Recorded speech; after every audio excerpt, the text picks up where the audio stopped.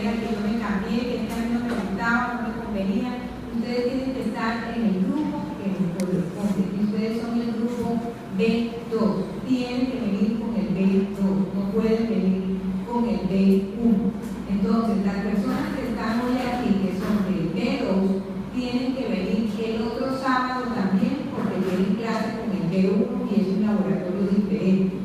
Y tienen que venir el sábado siguiente al examen, porque el día del examen viene tanto el grupo B1 como el grupo B2. El 13 de septiembre, si no estoy mal, es el examen. El 13 de septiembre a las 9 de la mañana tiene que venir tanto el grupo B1 como el grupo B2. No acepto que nadie venga ni con el grupo A ese día a presentar el examen ni con el grupo C. Tienen que venir con el grupo B. Hoy vamos a ver adaptación celular. Ustedes ya han visto la parte de adaptación celular en la teoría. Vamos a hacer ahorita un breve repaso y luego vamos a ver los láminas. Ya ustedes saben cómo es la dinámica del laboratorio porque se la expliqué el primer día. Sin embargo, vuelvo y le repito, al laboratorio no pueden entrar con maletines, tienen que guardarlo en los bloques. Para eso Mari les da la llave para que ustedes guarden los maletines. Tienen que hacerse de A4 por mesa o de A2 por mesa. No acepto que hayan 5 ni 6 en una mesa. El trabajo aquí es individual. Cada uno presenta su trabajo al final del laboratorio. No hay trabajo para la casa. Ustedes desarrollan el taller, lo desarrollan aquí mismo en la clase, en el laboratorio. Bueno, entonces vamos a hacer un breve repaso de lo que es el proceso de adaptación para que luego me puedan entender lo que es la parte de que puedan entender lo que vamos a ver. Entonces, normalmente las células están en un estado constante de funcionamiento que se llama homeostasis, es decir, están funcionando de manera normal, fisiológicamente.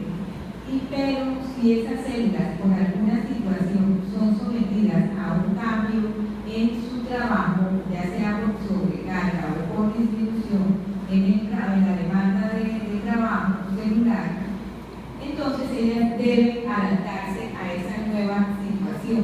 Entonces, ese tipo de adaptación lo podemos encontrar en casos que puede ser fisiológico o patológico.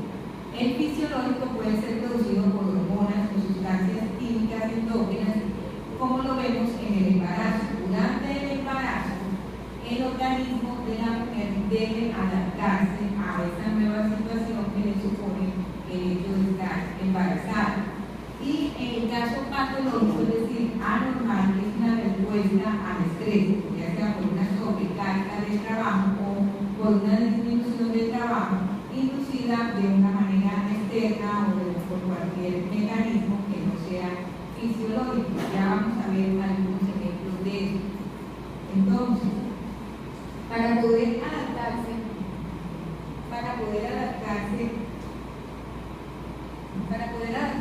la célula lo puede hacer de 4 formas, dependiendo de sus características. Puede hacerlo a través de la hipertrofia, hiperplasia, atrofia o metaplasia. Entonces vamos a ver cada una de ellas.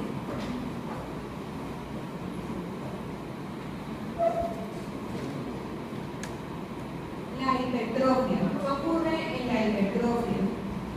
La hipertrofia se presenta en las células que no son capaces de replicarse. Es decir, cuando yo someto a una célula que no tiene capacidad de replicarse, la someto a una mayor demanda de trabajo, lo que ocurre es que la célula se aumenta de tamaño. Y al aumentarse de tamaño, la célula se aumenta por consiguiente de tamaño del órgano. Cuando eso sucede, estamos ante un caso de hipertrofia. Y lo vemos, como les digo, en las células que son incapaces de replicarse. Podemos encontrarlo de una manera fisiológica o de una manera patológica. Fisiológica lo vemos, por ejemplo, en el levantador de pesas. El levantador de pesas, cada vez que somete el músculo deltoides del brazo, lo somete a una mayor carga de trabajo. Entonces, las células musculares esqueléticas del deltoides no son capaces de replicarse. Como no se pueden replicar, y para poder responder a esa sobrecarga de trabajo, entonces la célula muscular esquelética del deltoides lo que hace es que se hipertrofia, es decir, se vuelve más grande.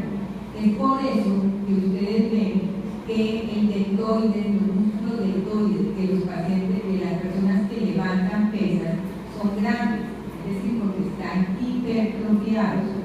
De una manera patológica ocurre con los pacientes que son hipertensos. Los pacientes hipertensos someten el corazón a una mayor sobrecarga de trabajo. Como las células cardíacas no son capaces de replicarse, entonces lo que hacen es que se aumentan de tamaño y entonces el corazón se vuelve grande.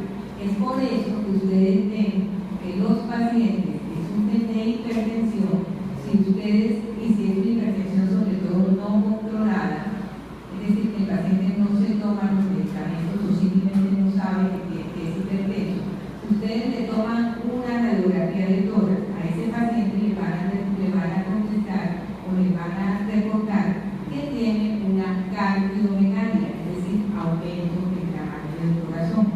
Pero este proceso de adaptación tiene un límite. ¿Qué quiere decir que tiene un límite? Que por más que el levantador de pesas levante pesas, llega un momento en que ya su músculo deltoides no le va a crecer más. Por más que el corazón del hipertenso siga con cifras tensionales altas, no va a llegar un momento en que ya el corazón no va a crecer más. Entonces, en el hipertenso pasa una cosa que es muy importante que conozcan de una vez cuál es el mecanismo. En el hipertenso, entonces, tenemos un corazón grande, pero con el tiempo, y si ese paciente no se le controla las cifras tensionales, con el tiempo ya llega un momento en que ese mecanismo de adaptación es insuficiente. Entonces ya el corazón no va a crecer más y esa sobrecarga el corazón sigue siendo sometido a esa sobrecarga de trabajo porque ese paciente hipertenso no está controlado, no se está tomando ningún medicamento. Entonces vamos a tener un corazón grande, pero que no bombea con la suficiente fuerza. Un corazón grande, pero un corazón grande que se vuelve flácido. Y eso conlleva a lo que se conoce con el nombre de una complicación de la hipertensión arterial, que es la insuficiencia cardíaca congestiva. Eso lo van a ver ustedes en quinto semestre cuando vean sistema cardiovascular, lo van a ver ya más en detalle. Entonces, lo que ocurre con el corazón y la hipertrofia, yo siempre les pongo el siguiente ejemplo.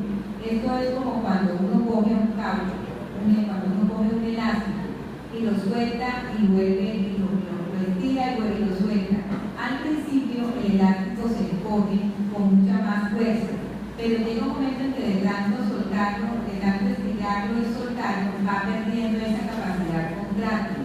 Y si ustedes al final miden ese elástico, se dan cuenta que está más grande de lo que estaba inicialmente cuando ustedes, antes de que empezaran a estirarlo y a soltarlo. Lo mismo ocurre y se van a dar cuenta además que ya no se encoge con la misma fuerza. Cuando yo lo suelto ya no se encoge con la misma fuerza porque ya va perdiendo esa elasticidad. Entonces tengo un elástico más grande, pero que además ya ha perdido su fuerza contráctil. Y lo mismo sucede con el corazón de hipertenso. Entonces, este es un mecanismo de adaptación, pero este mecanismo de adaptación, como les decía, tiene un límite. Bueno, veamos ahora. Bueno, esto que ven ustedes acá.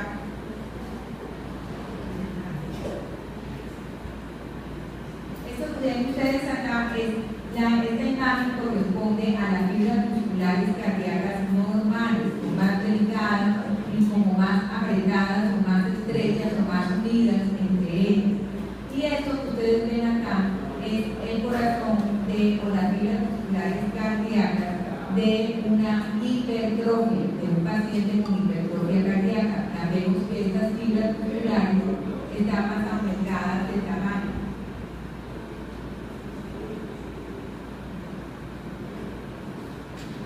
Ahora veamos lo que ocurre en la hiperplasia.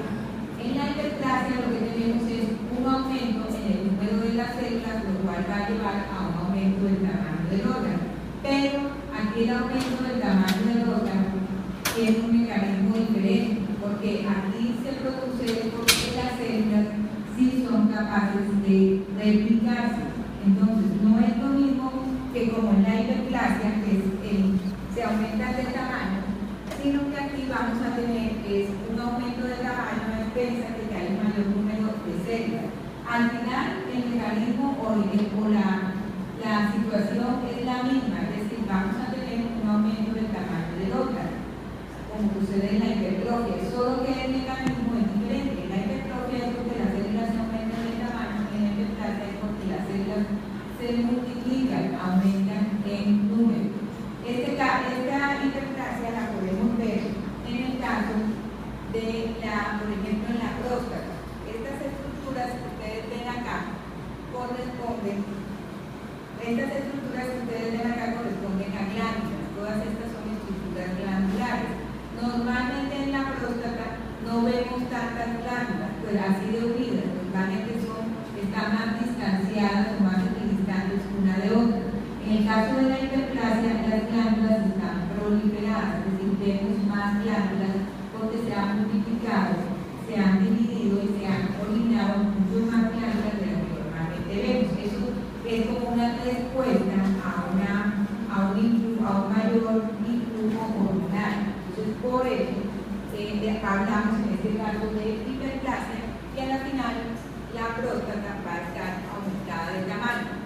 Ahora veamos lo que es la atrofia. En la atrofia ocurre lo contrario. Si yo someto a la célula a una menor carga de trabajo, entonces voy a tener una reducción en el tamaño de la célula. La célula se disminuye de tamaño y por consiguiente el órgano o tejido se disminuye de tamaño, la función celular está disminuida y dentro de las causas está, como les decía, la disminución de trabajo, como ocurre por ejemplo en los pacientes inmovilizados. Entonces tenemos el caso de un paciente que se fractura una pierna y que debemos ponerle y inmovilizarle esa pierna con un yeso por un mes. Cuando ustedes retiran ese yeso, se dan cuenta de que la pierna que tenía el yeso está más delgada que la otra pierna. Eso se llama atrofia. ¿Por qué? Porque las células musculares, como la pierna estaba ahí movilizada, es decir, le disminuimos y por tanto tiempo le disminuimos la carga de trabajo, entonces la célula se atrofió y por consiguiente el músculo también se atrofió. Es por eso que a esos pacientes, después que se les retira el yeso, se deben someter a unas sesiones de terapia física con el fin de que las células vuelvan otra vez a retomar su posición normal o su tamaño normal. También lo vemos en los pacientes que tienen pérdida de la inervación, como ocurre por ejemplo en los pacientes cuadripléjicos, parapléjicos, que como no tienen el estímulo nervioso, entonces el músculo se atrofia, se disminuye de tamaño. Lo vemos en el envejecimiento, en la disminución hormonal, como ocurre por ejemplo el tamaño de los ovarios y del útero de una mujer en edad fértil no es igual al de una mujer posmenopáusica, es decir, la de una mujer o de una mujer ya de 70, de 80 años, los ovarios van a estar más pequeños y el útero también se atrofia. ¿Por qué? Porque no hay ya el influjo hormonal que tiene normalmente o que se presenta normalmente en la edad reproductiva. Entonces, eso va a llevar a la atrofia. Y por último tenemos el otro mecanismo de adaptación que es la metaplasia. En la metaplasia, una célula adulta es sustituida por otra célula adulta. Este mecanismo es reversible y es un mecanismo que se caracteriza porque hay una sustitución de las células sensibles por otras células más resistentes y predispone a la transformación marina. Esto es quizás una de las principales características de la metaplasia. La predisposición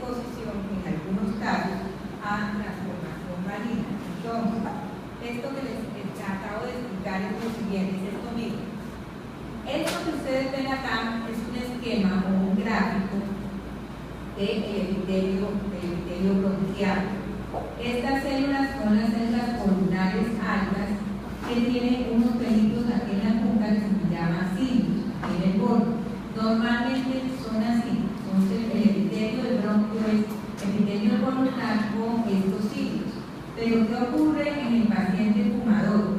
En el paciente fumador la nicotina produce radicales libres. Los radicales libres dañan estas células, son nocivos para este tipo de células. Entonces, el organismo, como una respuesta adaptativa, cambia estas células columnares que son sensibles a esos radicales libres por estas células escamosas que son más resistentes. Entonces, en este caso, hablamos de una metaplasia. Pero ¿qué ocurre? Estas células escamosas no tienen estos cilios. Por lo tanto, estos cilios tienen una función muy importante dentro del epitelio bronquial y es precisamente servir de filtro para evitar que las partículas y los microorganismos lleguen hasta los pulmones. Entonces, si este paciente fumador no tiene esa barrera o ese filtro, pues es propenso a que esté desarrollando constantemente procesos infecciosos. Entonces, en este caso, hablamos de una metaplasia. Si ese paciente sigue fumando, llega un momento en que ya este mecanismo es insuficiente y empieza a dañar también las células escamosas, con un agravante, y es que las células escamosas se pueden volver tumorales y entonces se va a producir ahí un tumor de ser formado por células escamosas, es decir, un carcinoma escamocelular, que es un tumor maligno. Esto que está aquí debajo es como lo vemos al microscopio. Entonces aquí están las células columnares altas con los cilios acá arriba y aquí está el epitelio escamoso metaplásico. Esta es el área de la metaplasia. Antes de que ocurriera la metaplasia, todo esto era igual a esta barra, pero después de que ocurre la metaplasia o el cambio por la agresión, entonces vamos a tener ahí los epitelios. Si el paciente sigue fumando con el tiempo, todo este epitelio va a ser reemplazado por este epitelio escamoso. También este mismo ejemplo ocurre en el caso del esófago. El epitelio que recubre el esófago es escamoso, estratificado, o blanco estratificado, o espinocelular estratificado, como también lo llaman.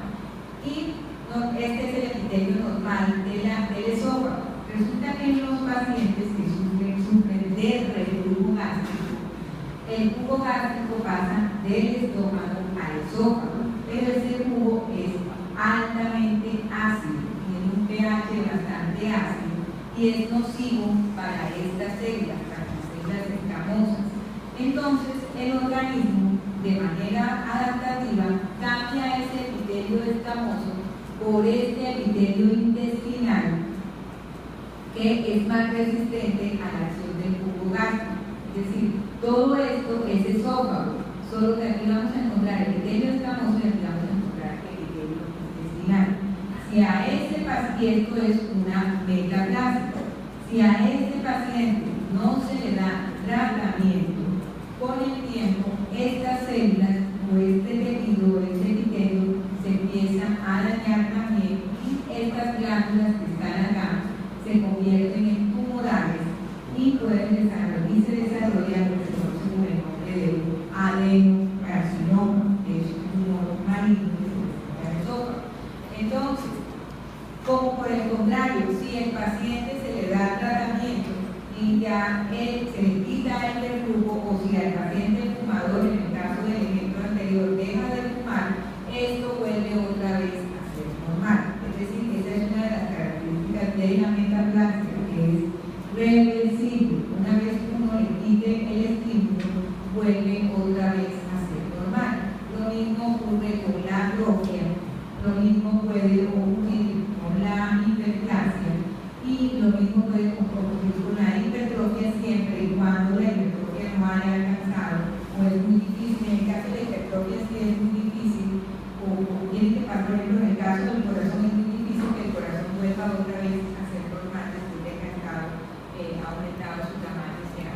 hipertrofiado.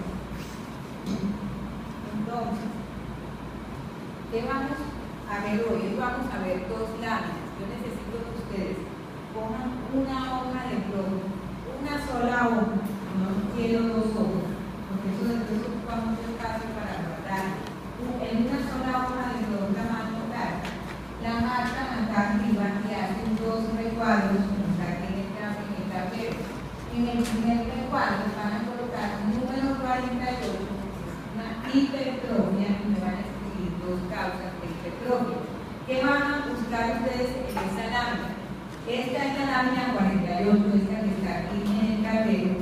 Ustedes inicialmente en objetivo de 4, el objetivo de 4 es el que tiene el anillo rojo. Entonces, en objetivo de 4 van a buscar esta área que es la que tiene las fibras musculares cardíacas más anchas y que están con estos espacios en blanco, están separadas y están más anchas, inclusive aquí se alcanza, pero ustedes lo ven mejor en el microscopio porque aquí por el video pierde resolución. Tenemos acá unos núcleos, los núcleos de las células los alcanzan a ver ustedes ahí en su objetivo de 10, o pueden bajar a objetivo de 40 si quieren verlos más cercanos. Pero es importante que ustedes me ubiquen y eso es lo que van a dibujar, el área de la hipertrofia cardíaca. Y es lo que van a buscar. No quiero que, vuelvo y les digo, no quiero que me hagan esquemas o gráficos. Ustedes tienen que dibujar esto tal cual como lo ven acá. No necesita que sea bonito, no necesita que tenga dibujitos, no. Ustedes lo que van a dibujar es lo que está viendo, porque es que me ha pasado ya con algunos grupos que entonces cogen y dibujan varias líneas rectas, unas líneas con marcador recta, y eso es de clase, resulta que así no lo están viendo. Tienen que dibujarlo como lo están viendo ustedes en el microscopio. Y me van a contestar con dos causas de la hipertrofia. Hay otra cosa, las láminas, ustedes nada más me van a colocar el número de la lámina, que es 48. Las láminas en la cajita aparece, ustedes miran ese listado, aparece otro órgano, que no se rija por eso, sino lo que me van a colocar. Eso no necesito que me escriban el órgano, solamente necesito que me coloquen número 48, hipertrofia y los causas.